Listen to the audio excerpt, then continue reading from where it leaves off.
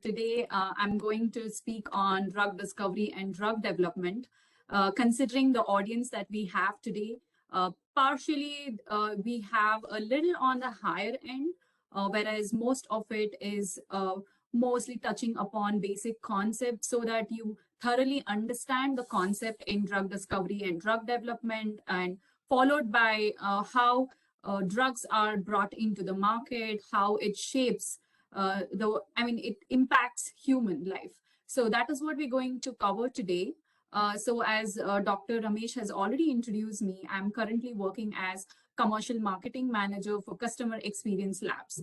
Today, to tell you a little about Merck and our Customer Experience Lab. So we are a vibrant science and technology company. As you all have heard of Merck, we are leader in life sciences. We are a vibrant team of specialists in healthcare, life science, and performance material. We are present in 66 countries and dedicated to solve the toughest problems in life science by collaborating with global scientific community. So tell you about the Customer Experience Lab. What I want to actually focus today on is Merck had a vision to support and enable, facilitate life science research in India. And for this purpose, we want to provide tools and techniques to our young generations so that they can become scientifically competent and become successful in their career. So in aligning with this vision, we have established two labs. That is Merck Innovation Lab at Bangalore, and we have Merck High and Skill Development Center in collaboration with CSR MTech in Chandigarh. So these labs are already building scientific competencies among the young generations in India. We have been collaborating with many colleges, universities to impart the trainings in life sciences. So if you see the working areas for our labs, I'm sure you're very familiar with all of these working areas. We are well equipped with programs and services to our scientific community in molecular biology, functional genomics, mammalian cell culture, protein biomarker detection and screening, and also proteomics. So these are briefly about the lab working areas, which I wanted to mention, as today we have audience who are very enthusiastic to develop their scientific skills and also knowledge to have a better scientific career in future. So that's why I highlighted what we are doing in this space so that students or any research scholars, they could get benefit from our programs and they can boldly make those good career decisions for themselves. So now moving on to drug discovery and drug development. So as you know, I'm sure many of you have been studying in your books or even many articles about drug discovery and development. So just to take you a little back on what exactly the definition is. So drug discovery, it is a process by which you actually discover a new pharmaceutical candidate. So that is the process which is called as drug discovery, because you're discovering a new drug.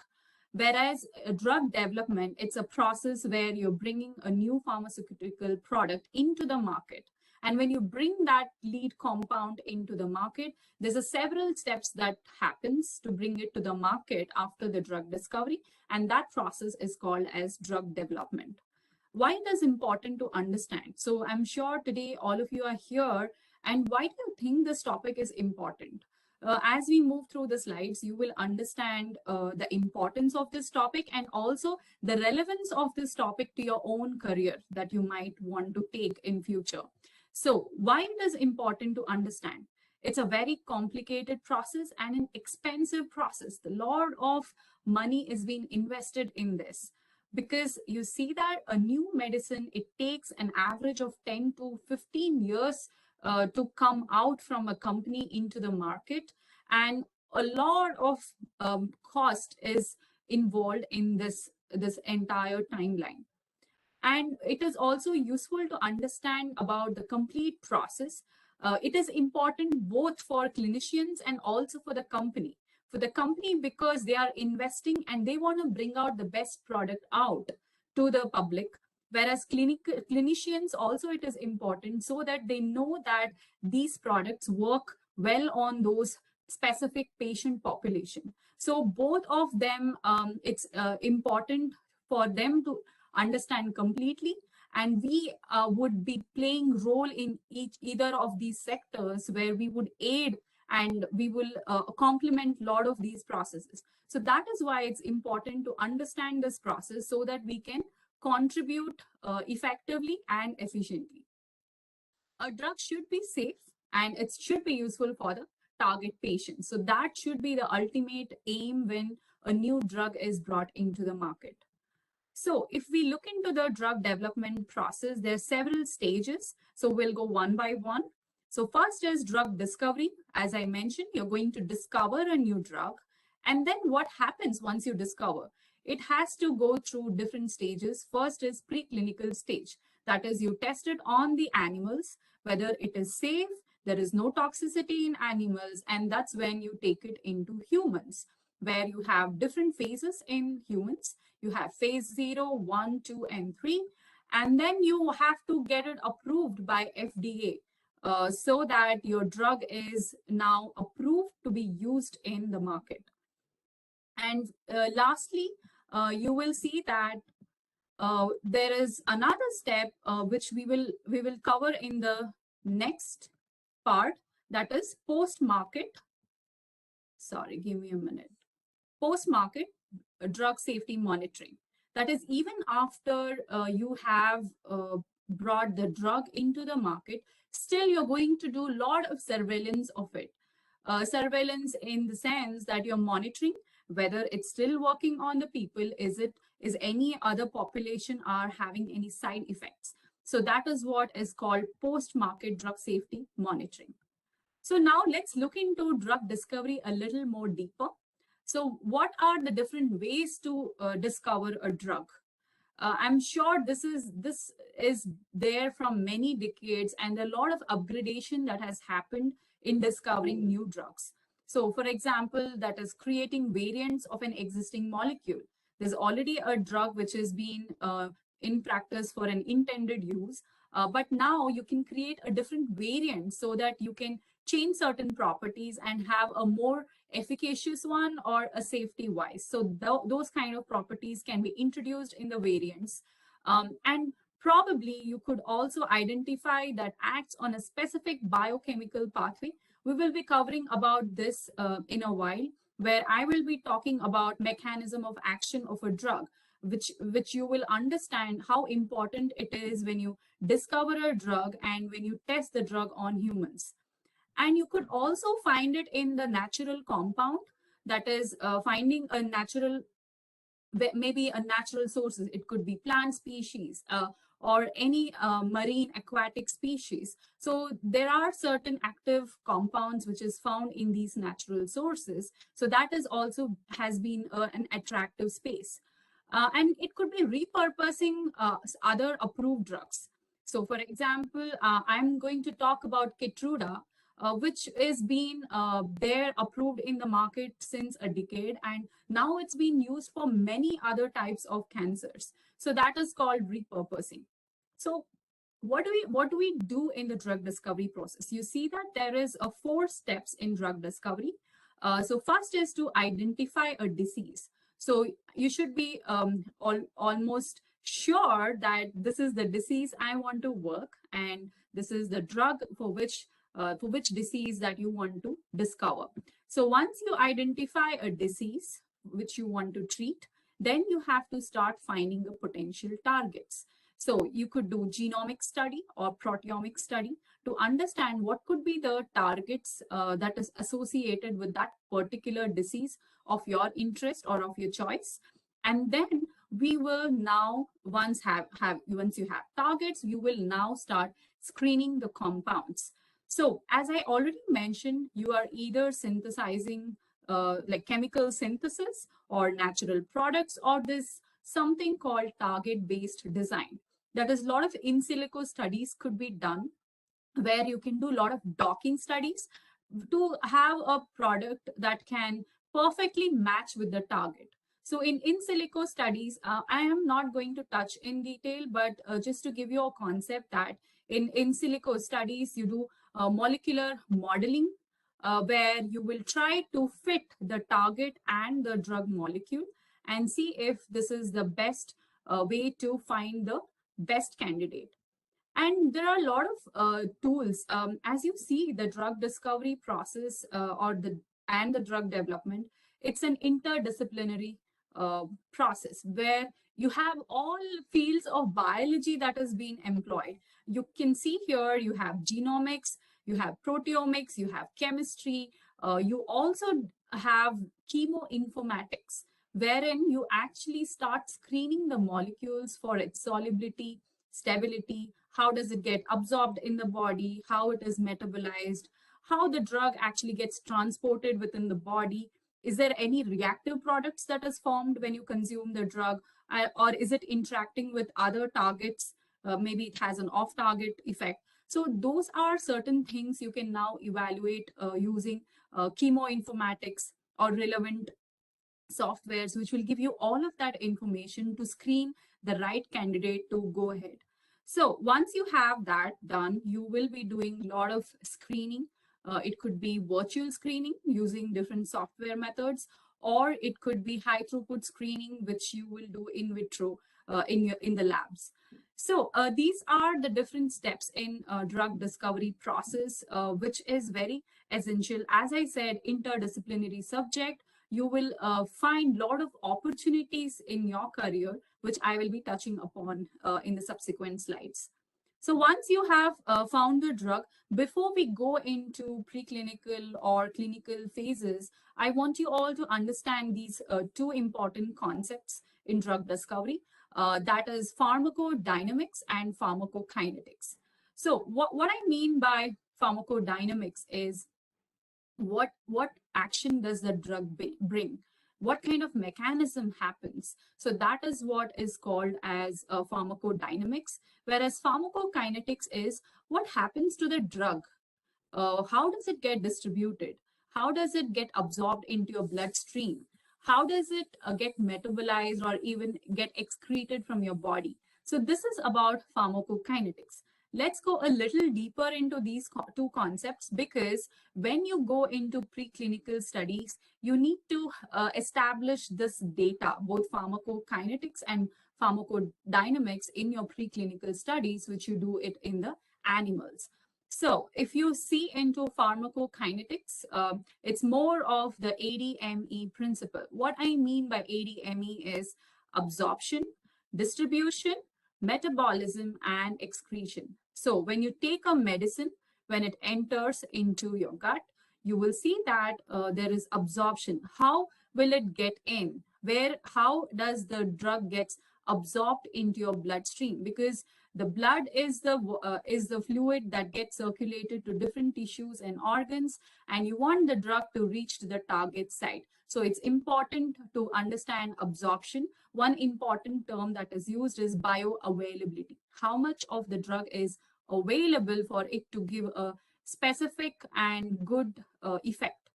Now coming to metabolism, how is the drug broken down? You don't want it to be staying there for a long time, right? Otherwise, you will have a lot of side effects. So you want your organ to metabolize it after it stays for a time, for a brief period of time. So that's the liver that helps metabolize the product. But again, at the same time, you should not, the drug should not get broken down even before it has produced an effect or an action.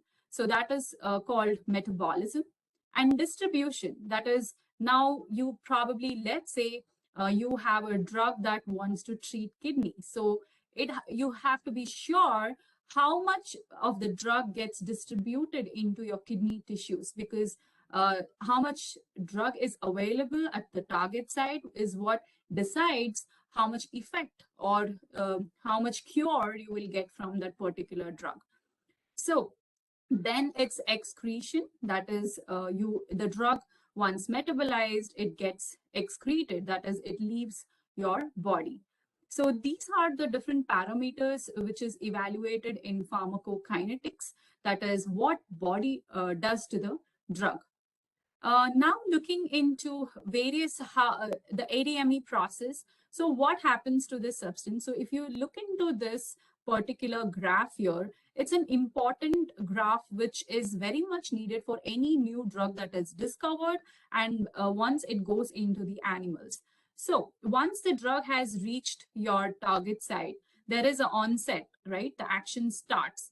Once the action starts, it will not happen for a long time, and slowly it will plateau and it will subside.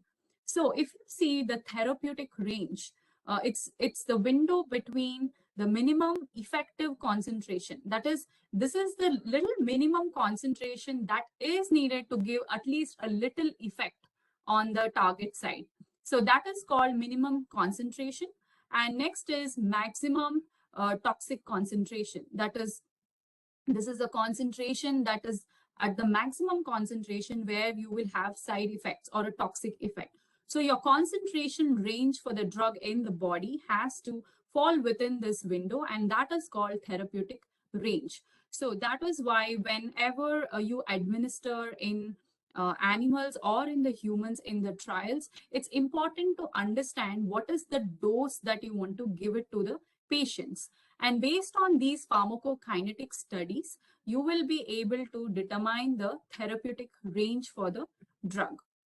Now, moving on to what is pharmacodynamics. Here, what drug does to the body. Previously, we saw what body does to the drug. Now it is what a drug does to the body. So if you look into the important mechanism, this is what is called mechanism of action.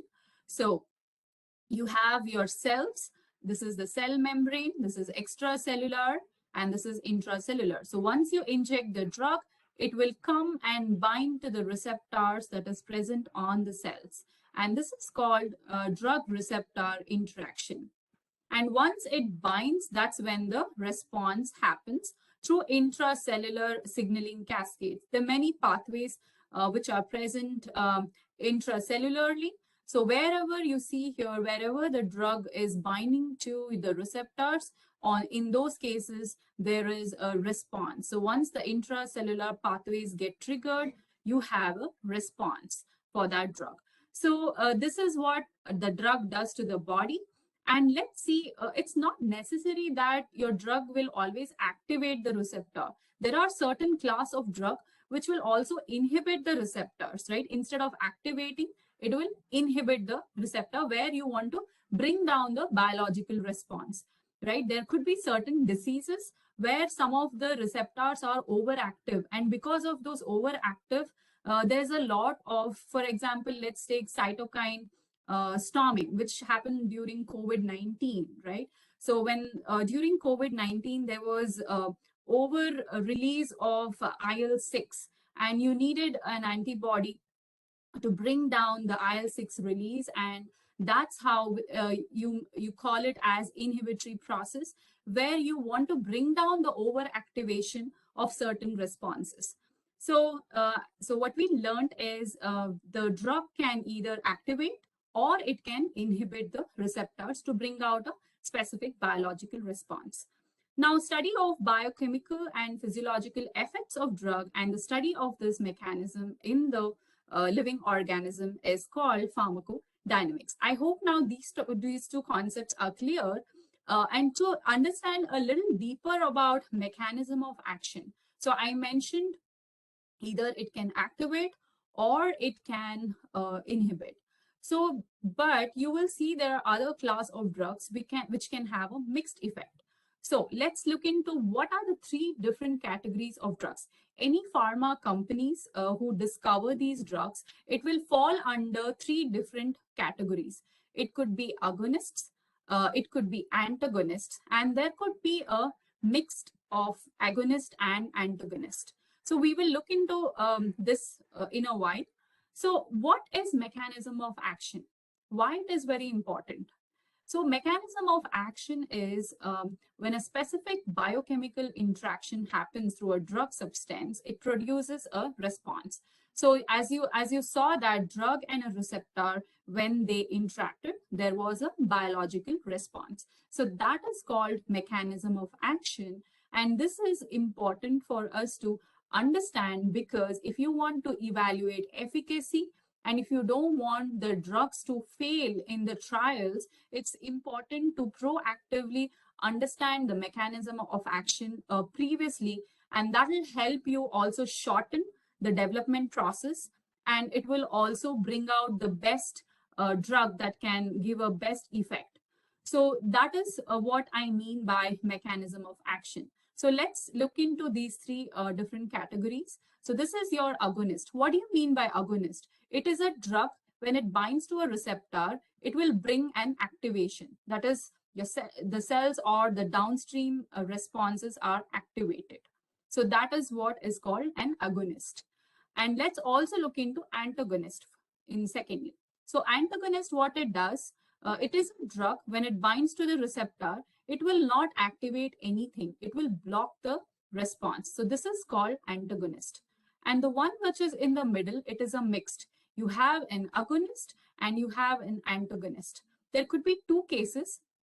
You either want to partially activate, you want a very little biological response, you don't want full response, because sometimes it happens when there is a full response, it can also lead to a lot of toxic effect. So maybe you want to have a balanced response for it to function effectively in that particular patient.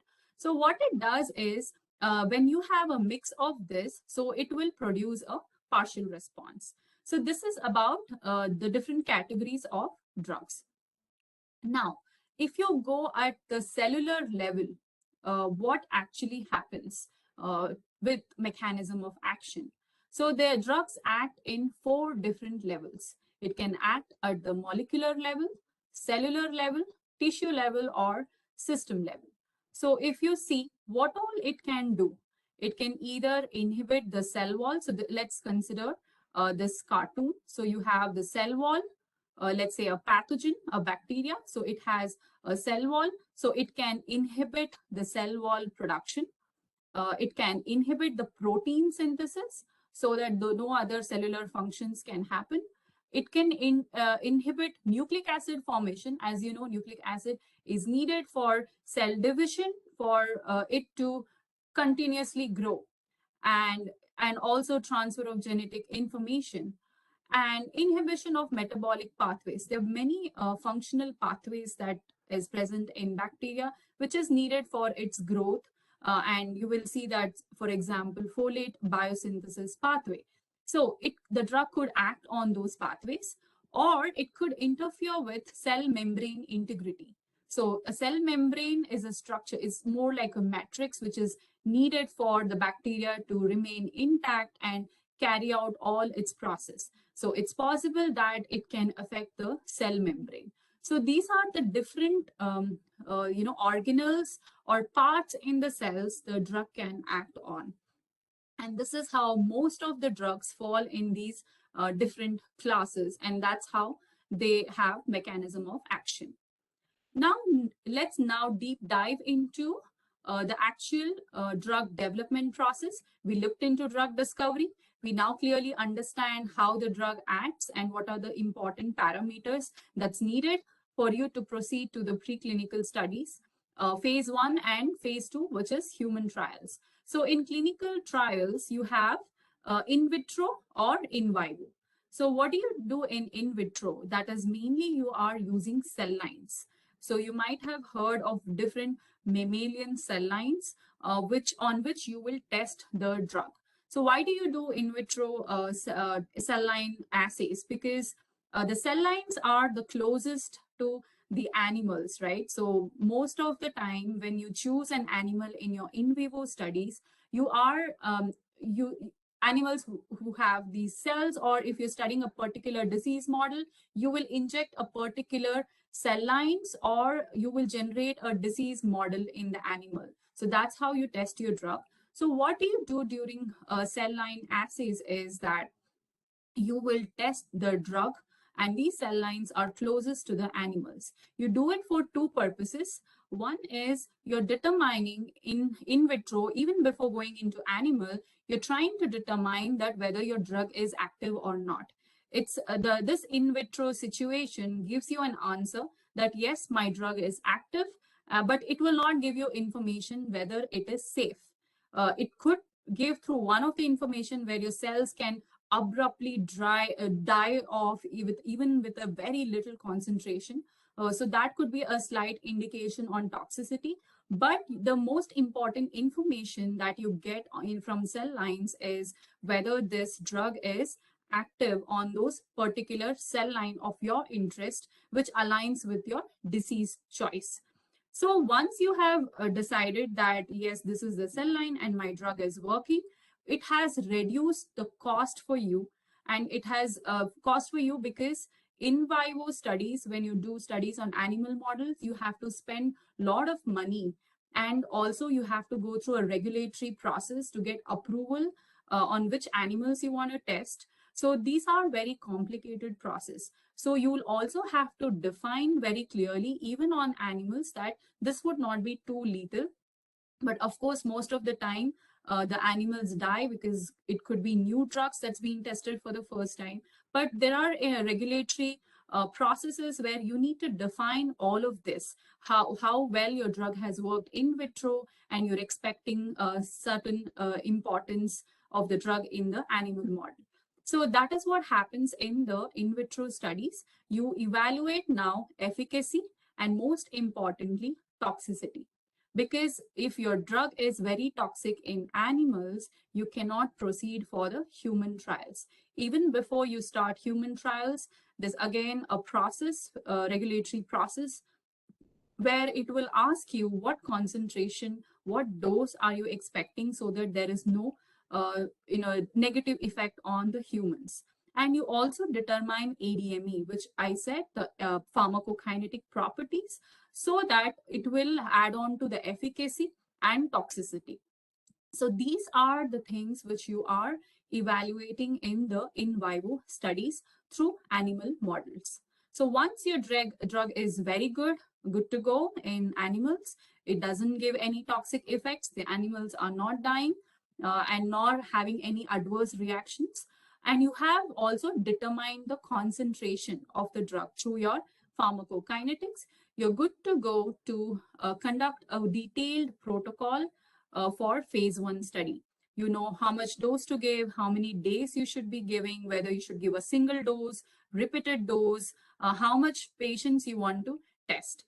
So in the phase 1 study, the sample size is very minimum, 20 to 100. And here you are only testing safety. We are not even looking into efficacy. The most important focus in phase 1 study is whether this drug is safe in this small sample size. So once you determine it is safe in the small population, it is good to go in phase 2 study, where you will have increased the population up to 100, and you have two groups, that is placebo and the actual drug which is being administered. And this is a double-blinded study. What I mean by double-blinded study is neither patients nor the researchers who are conducting this study, they know who is getting this drug. So placebo, where the drug is not being injected, actual population where drug is given, but none of them know who has received what. And this way you will try to understand the placebo effect of the drug. And again, you're measuring safety. And most importantly here, the efficacy comes into play, whether now in this little extended population, whether the drug is effective along with the safety. So this is the phase 2 study. Now you move on to phase 3, where you increase the population and you also increase the different centers for the study.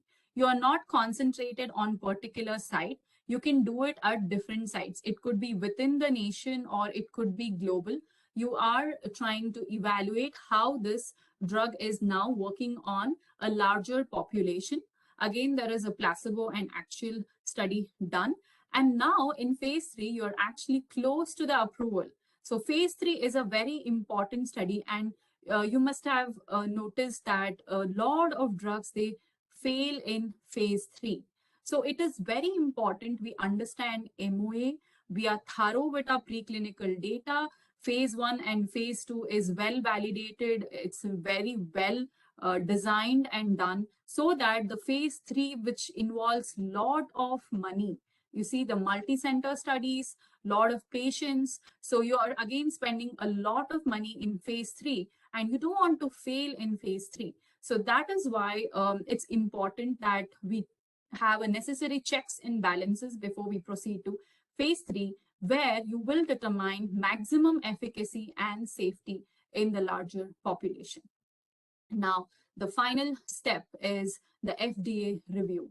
So FDA will stick along even during the clinical trials to understand every data of your human phases, and it will evaluate all the data from pharmacokinetics, pharmacodynamics, phase 1, phase 2, efficacy, safety, all of that is taken into account, and they will evaluate whether this drug is good to go for an approval, which takes a timeline of 6 to 10 months, and that's when you get an approval. It comes into the market.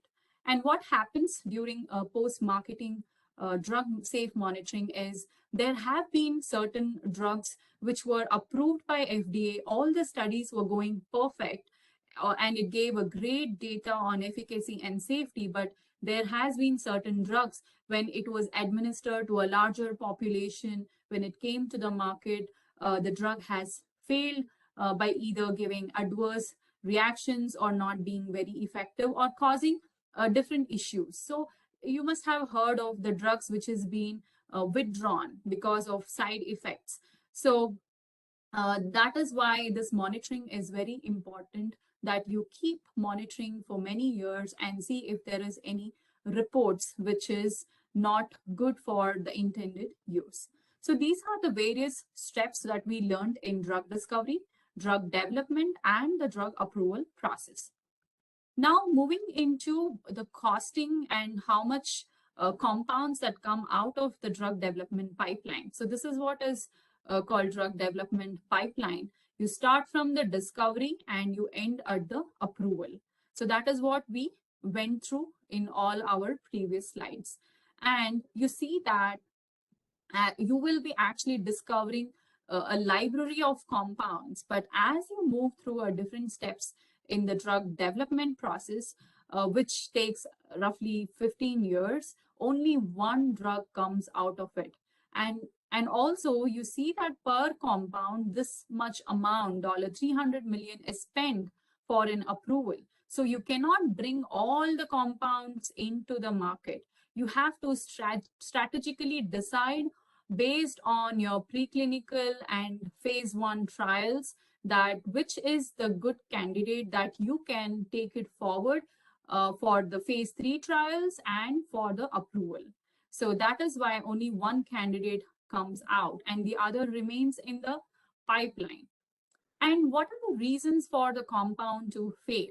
As I mentioned earlier, your pharmacokinetics is very important. As I mentioned, what is the concentration, dosage needed, ADME, all of that is important.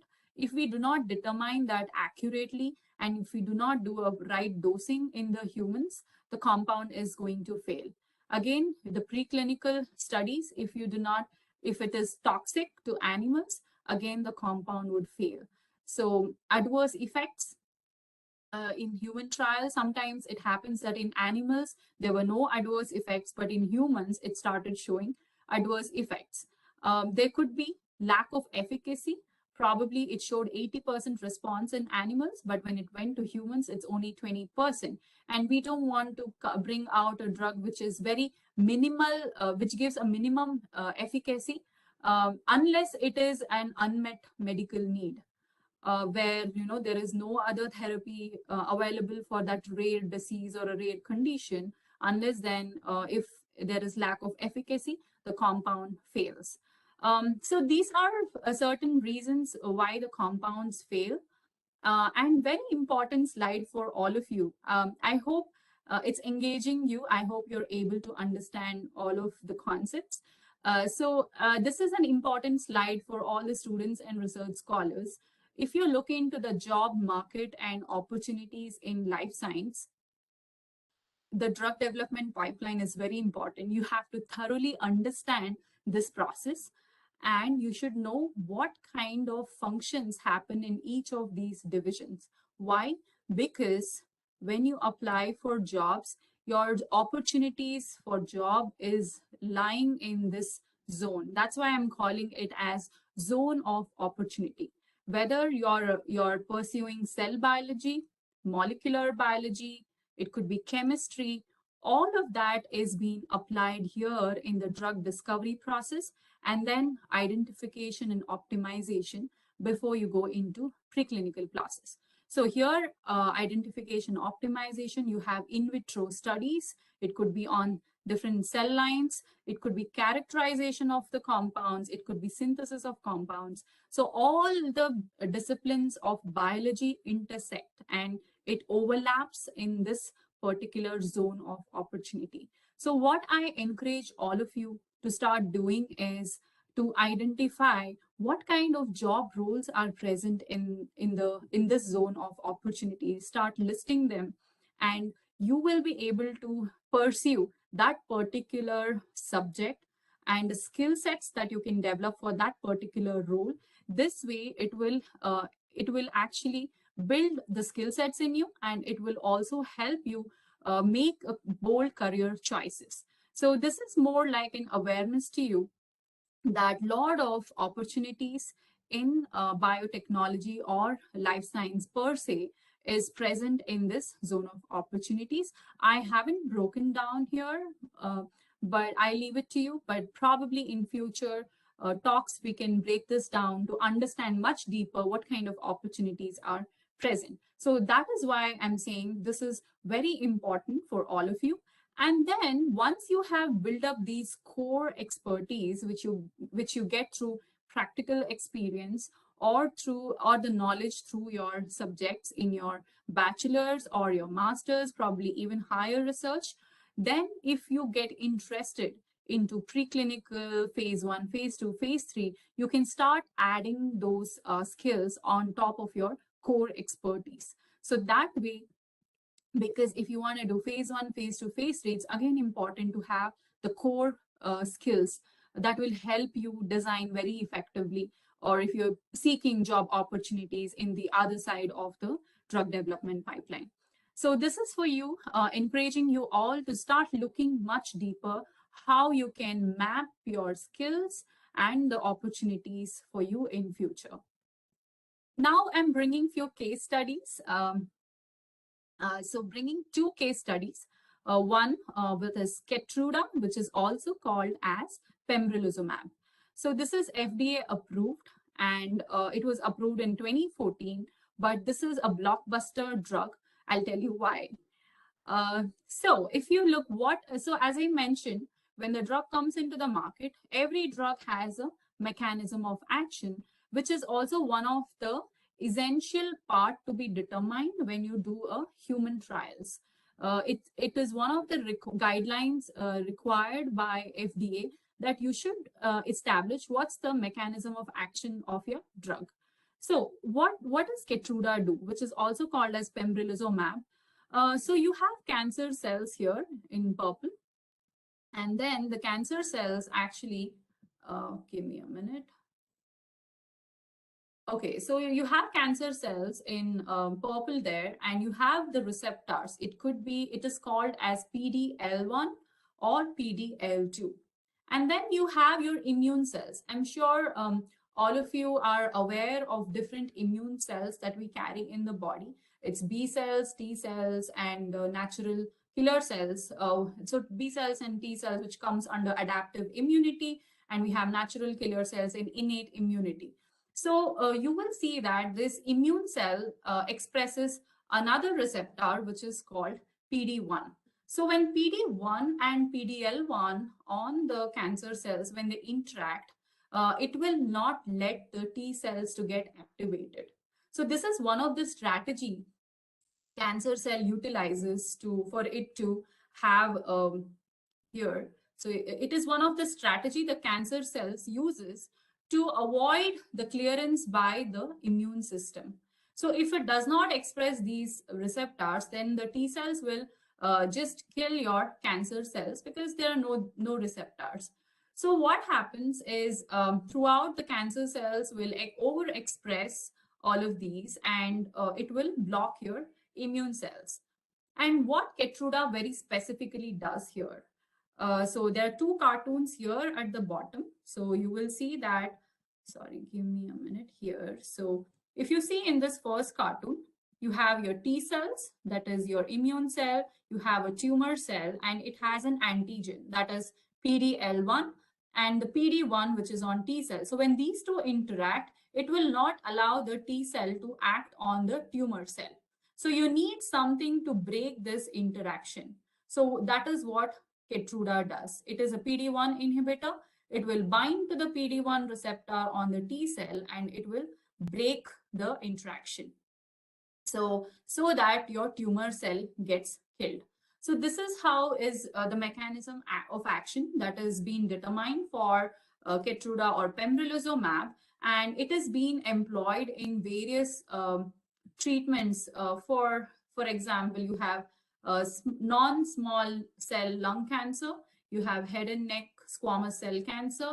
So you see that once it had an approval for advanced melanoma in 2014, it started having approvals for many other types of cancer because it started based on this mechanism. It started working on all of these cancer cells because these cancer subtypes also were expressing these receptors, and Keytruda could be easily applied to those. So this is how you see the repurposing. So it was approved for one type of cancer, but because of this mechanism of action, because you understood the mechanism of action, and that gave you an advantage to apply it to different cancer subtypes.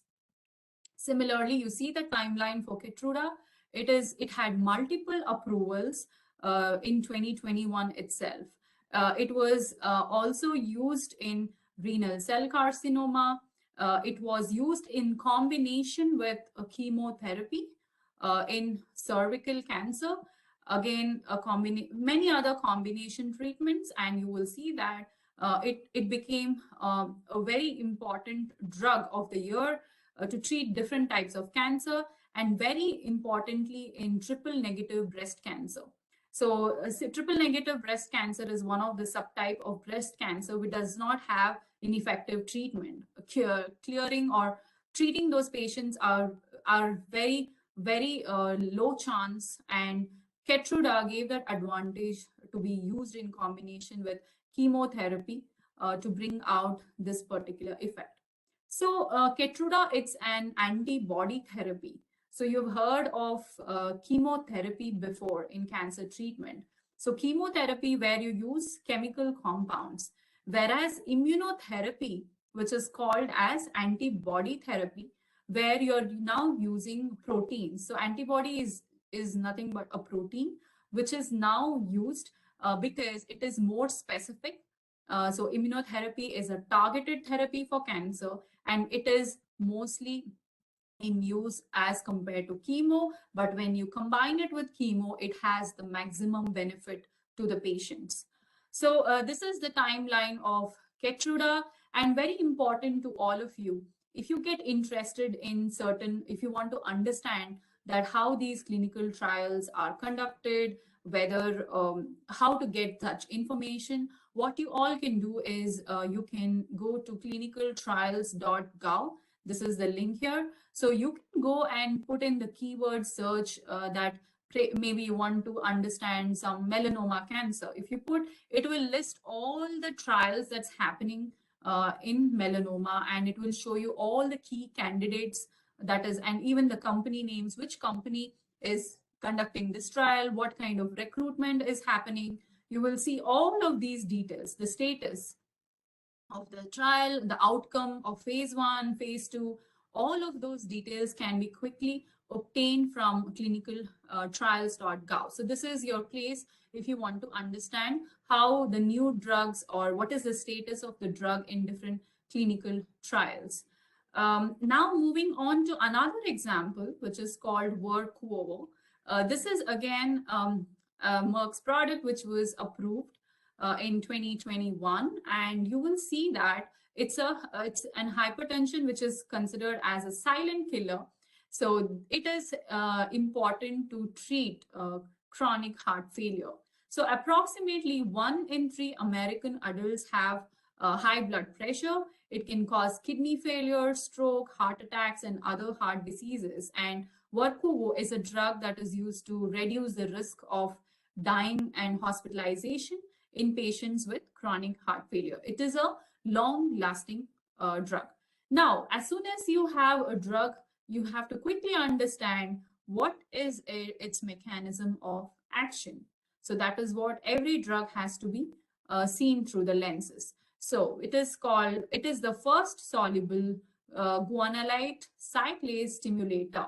It's an important enzyme in the nitric oxide signaling pathway. So I told to all of you previously, a drug can be an activator or an inhibitor. So now we will look into this specific example where you will see that this is, let me first explain the default pathway. So you have an endothelial dysfunction. How does it happen?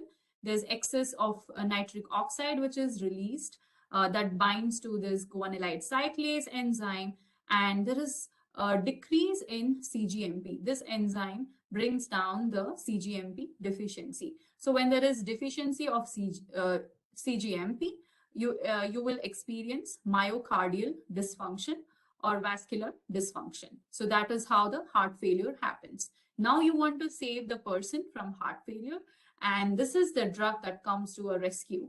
So what it does, so it will enhance the sensitivity of the guanyl cyclase to nitric oxide. So what it does is it directly stimulates this enzyme, and now the CGMP level is maintained or goes to a level where you do not experience these dysfunctions. So that's how the drug comes to a rescue, and this is the MOA of this drug. So since once you have the MOA is sorted, you will be doing a lot of phase 1, phase 2 studies.